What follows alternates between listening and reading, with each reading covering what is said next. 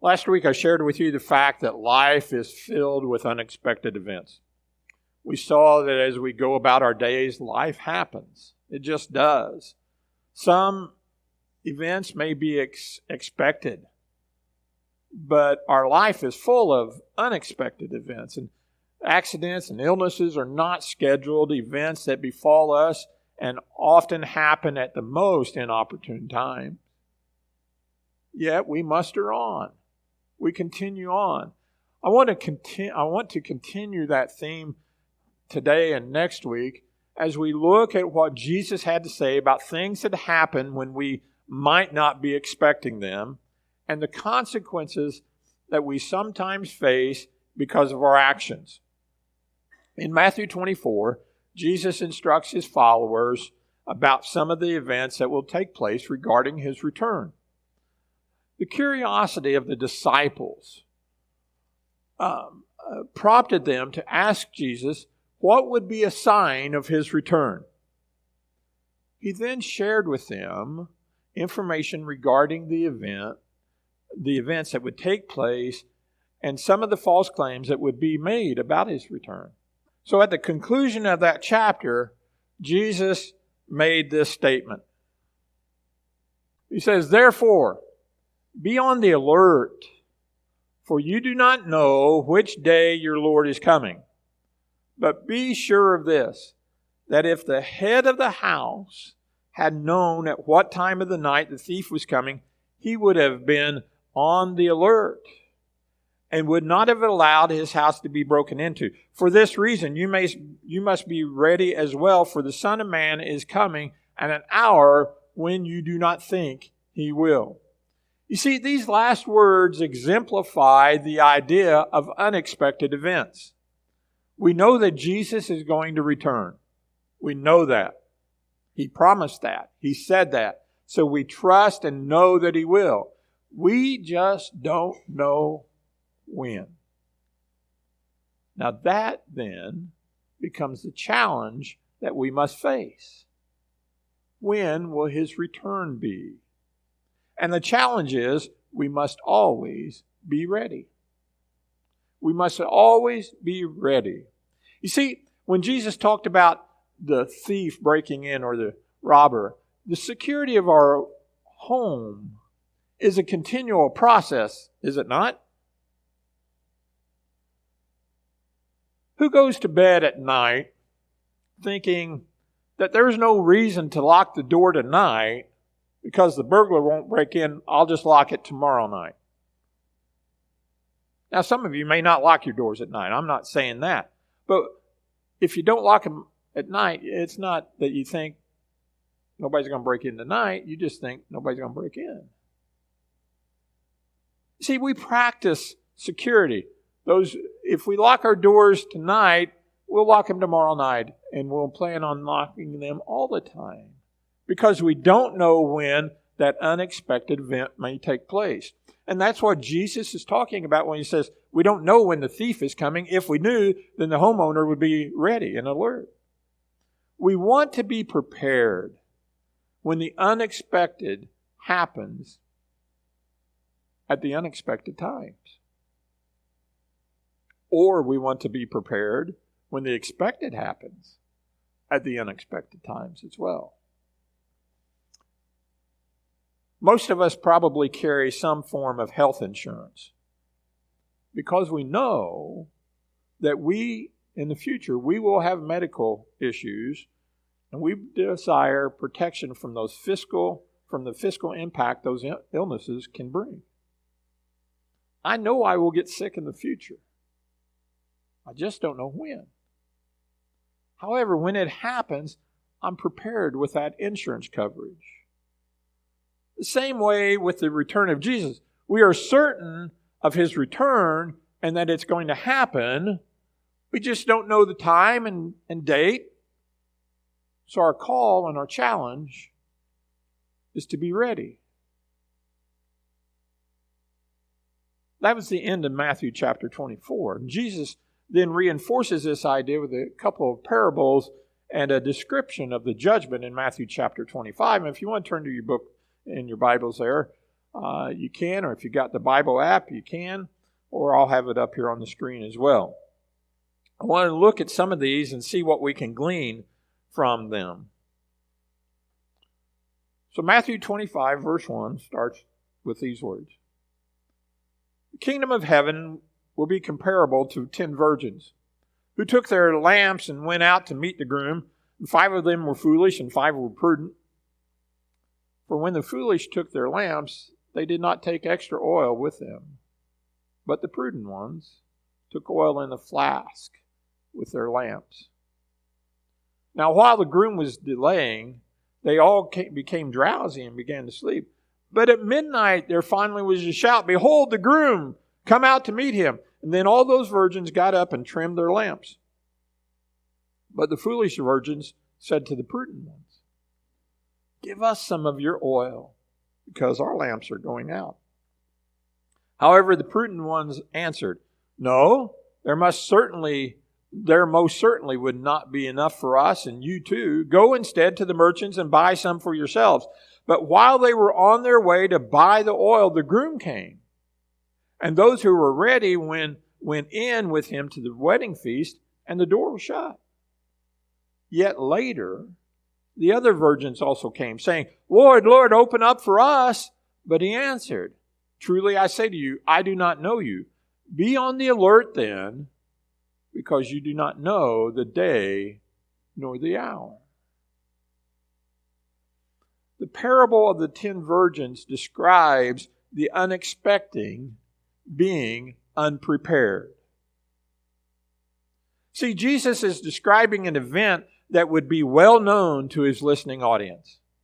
The description of a Jewish wedding in that day would be familiar to them as a wedding is to us today. We know that at the end of the wedding you used to throw rice, now you throw bird seed. We know at the end of the wedding, at the reception, that there's that infamous cake slicing and delicate cake eating, right? Delicate cake eating. That's a smash in the face, isn't it? By many. We all have an idea of what a wedding is like. They would have had an idea of what a Jewish wedding was like then as well. See, during the wedding, the groom with some of his close friends would eventually leave his house and travel to the home of the bride, where they would and where there would be various ceremonies followed by the procession through the streets. And often at nightfall, we see here the groom is coming at midnight.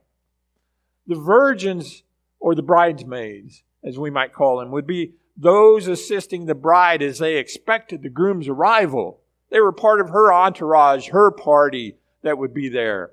And the lamps that they would have were needed as the events would be carried on at night.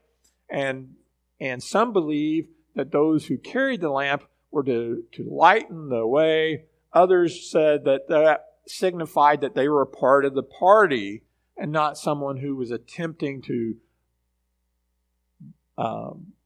ambush or rob the wedding party as they're progressing through the streets. And so the lights signified that they were to be there and that they were invited guests. In the parable, we see 10 virgins who would have been there to assist the bride as they waited for the groom. And all of them had lamps full of oil, but only the 5 wise, or in this translation, prudent. It's also translated in some of your text as wise. Only the 5 wise ladies carried extra oil, while Jesus calls the others foolish because they did not bring extra oil. You see, what happened was the unprepared then faced the unexpected. For whatever reason, the groom did not arrive at the expected, and the ladies' lamps ran out of oil. Started to run out of oil. And the 5 wise virgins were prepared. They were prepared for the unexpected and had more oil, and then later enjoyed the festivities. While the 5 foolish virgins who were unprepared ran out of oil and had to go and buy more oil and missed out on the wedding party.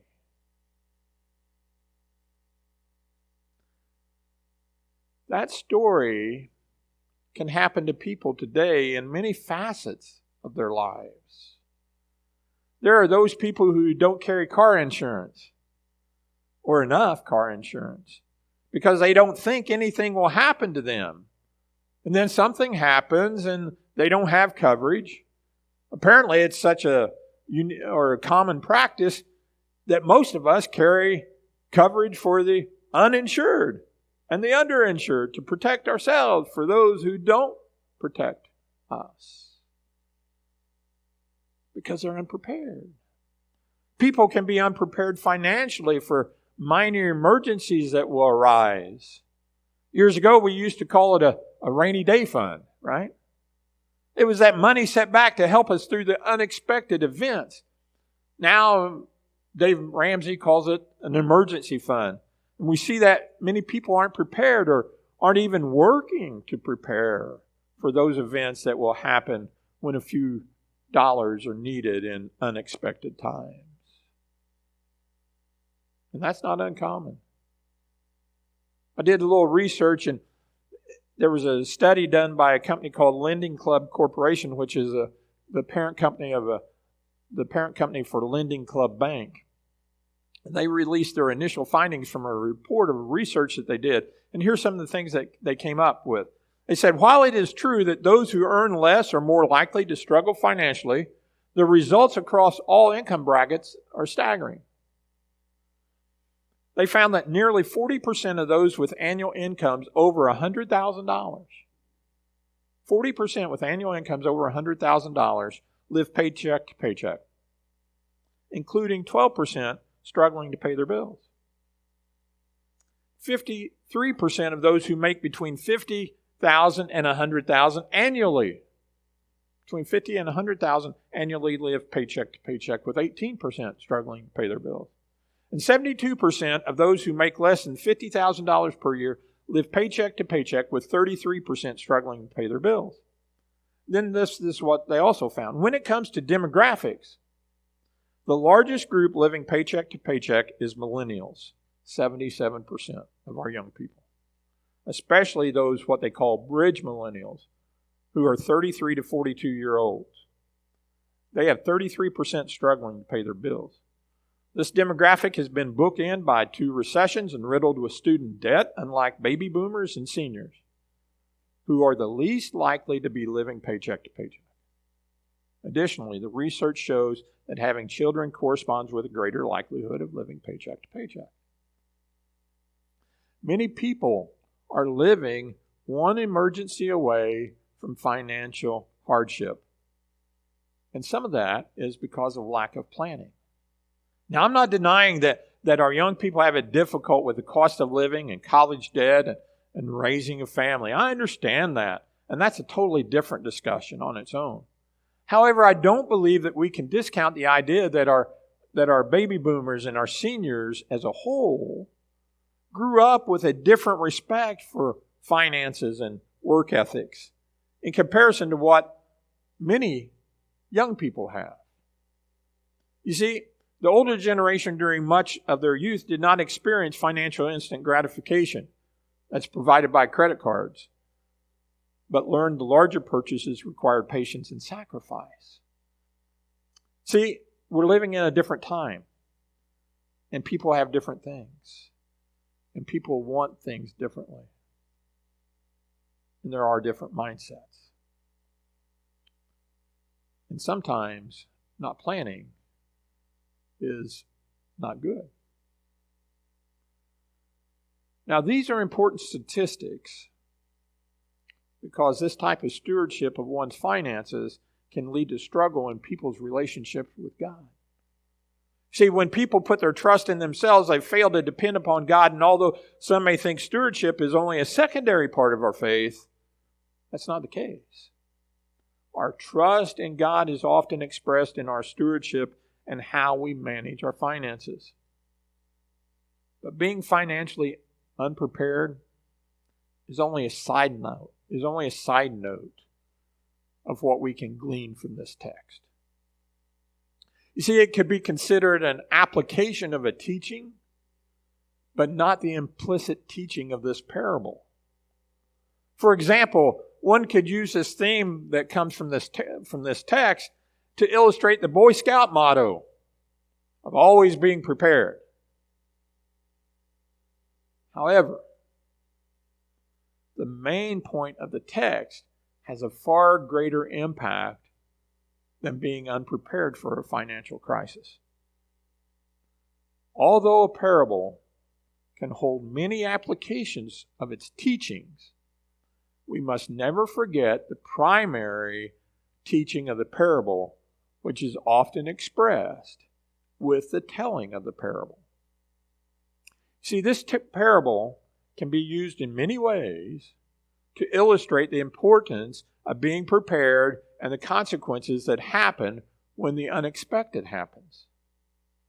For example, the student who doesn't make the effort to study may not do well on the pop quiz that they're not expecting in the morning. And they see how their lack of preparation can be reflected poorly in their test score. The farmer who's not prepared at planting time or harvest when the unexpected happens may suffer from the lack of preparation for the unexpected. The salesman who doesn't review all the information that the customer has presented to them or isn't prepared for some of the what-if questions that may arise may lose the sale. The medical provider who doesn't read up and isn't prepared for the emergency that may come during the surgery can be struck with a catastrophic event when something unplanned happens. See, this parable can talk about all those things because it's talking about being prepared. But this parable hinges, however, upon the unexpected happening, which was the delay of the groom. If the groom had arrived on time, all 10 bridesmaids would have been at the feast. However, he did not. And those who were prepared for the unexpected enjoyed the blessing, while those who were not prepared were locked out of the party. And although we can use the same parable to teach people about being prepared in different scenarios, it's important that we understand what Jesus is truly teaching in this parable. Are you with me? See, Jesus began this parable with these words: "Then the kingdom of heaven will be comparable to 10 virgins." We can take the parable and apply it in many aspects of our lives. We can. How we should be prepared for the unexpected. We can use this parable to see the value of that. But Jesus is using this parable for one specific purpose at this time. And he's saying the kingdom of heaven is comparable to 10 virgins who took their lamps and went out to meet the groom. This is the comparison that Jesus wants us to understand. All the other ones are good comparisons. We can apply that. We can apply this teaching to other ideas. But the one that Jesus wants us to focus on, the one that he's talking about when he gives this parable, is that the kingdom of heaven is like this. He wants us to see that life is full of the unexpected, and that if we are not prepared for those things to happen in our spiritual preparation, then we may suffer the consequences. In this parable, we see 10 ladies, 5 foolish, 5 wise. Jesus also tells us how he characterized these women. The wise, we're told, brought extra oil, while the foolish did not. Surely there's more to wisdom and foolishness than carrying a flask of oil. And indeed there is. The bridesmaids had a duty. And this was to honor the wedding party. The wise were willing to do whatever needed to be done, while the foolish just wanted to get by. The wise were willing to sacrifice, carrying an extra flask with them all the time. They've got the lamp in one hand and a flask somewhere of more oil. They're willing to do that. They went to the extra effort, while the foolish did just the bare minimum. Here's my lamp. It's full of oil. I'm ready. Let's party. As I said earlier, had the groom arrived on time, everything would have been fine. Probably. But he didn't. And so the foolish only did the bare minimum. They all knew that their job was to have a lamp for the purpose to provide light and safety for the wedding party. That was their job. The wise plan for the unexpected. The potential running out of oil is something that happened because the groom was late. Or what happens if the party would run longer than you expected? Or some other possibility that might cause them to burn all the oil that was in their lamp. The wise thought those processes through. The foolish did what they thought was just good enough.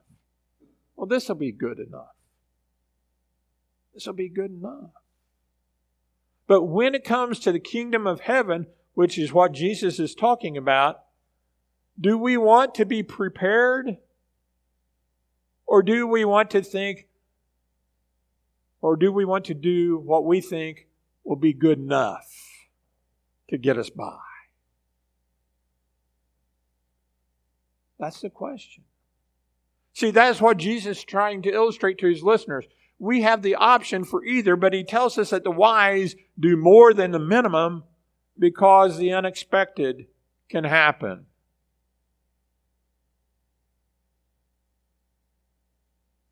The preparation comes down to the commitment. The preparation came down to their belief of, do I need to do above and beyond? Do I need to do all that I can to make sure that this wedding goes off the way it should? Or am I just going to do enough to get by? A lot of people in the faith live that way. They're living just enough to get by. But that's not wise. Jesus would call that foolish. See, the person who accepts Christ, is obedient to Him in Christian baptism, goes to church every Sunday, gives an offering, and tries to be a good person, falls into a different category than the person who does all that and works hard at building their relationship with Jesus and with one another and applying Jesus' teachings. See, we can go through the motions. I've got the oil in my lamp. I'm ready. Or we can go through the motions, or we can go through the process and have oil in our lamp, and if there's something else, we're committed to make sure that that oil doesn't run out.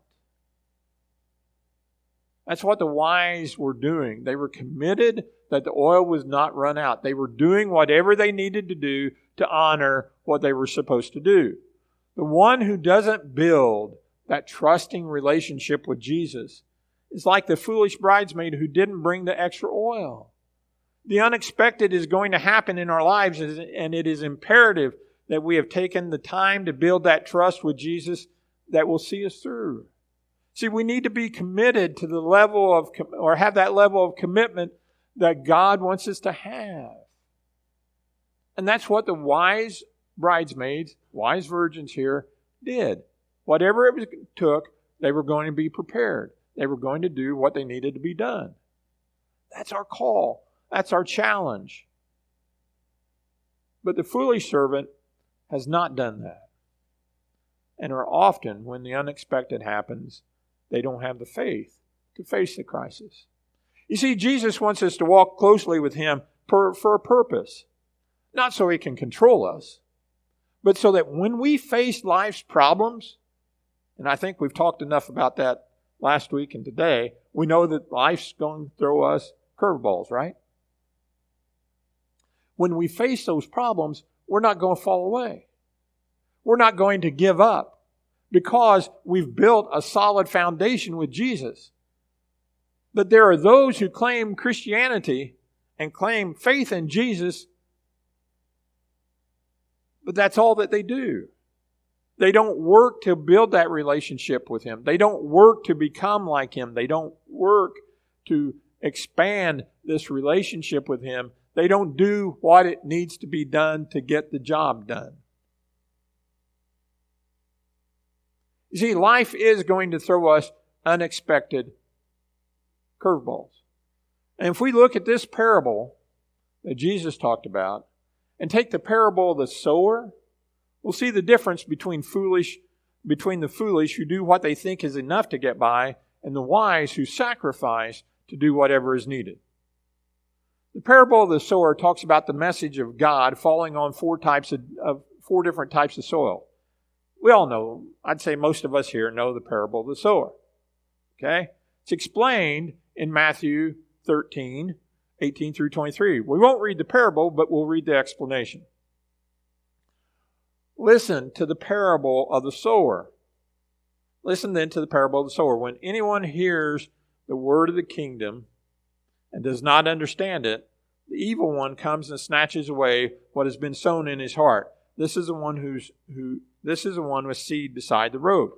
The one sown with seed on the rocky places, this is the one who hears the word, immediately receives it with joy, yet has no firm root in himself.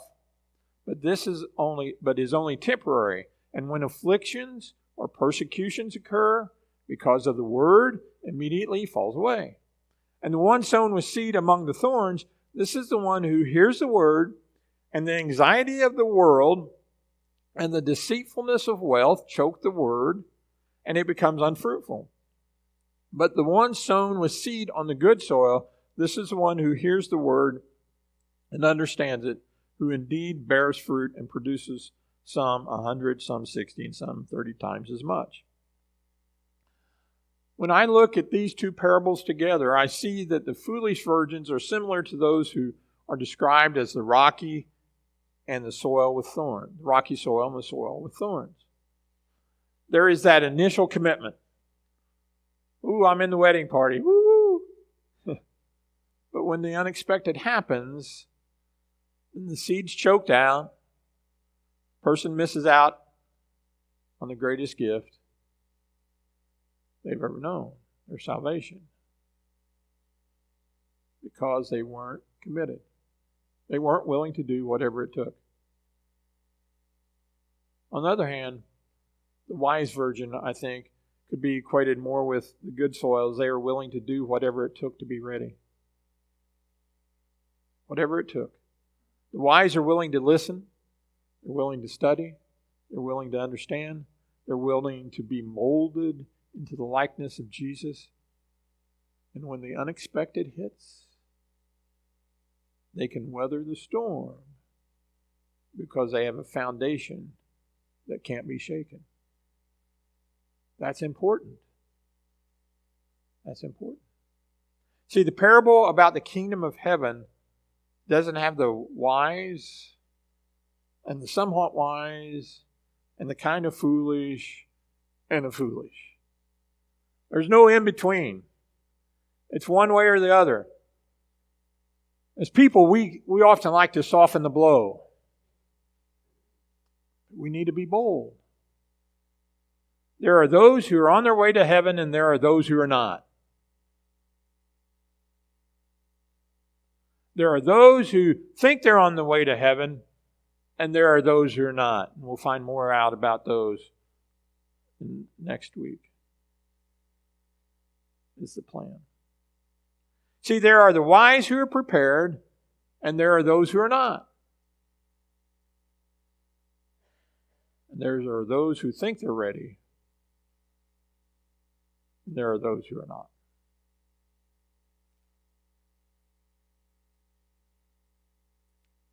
one day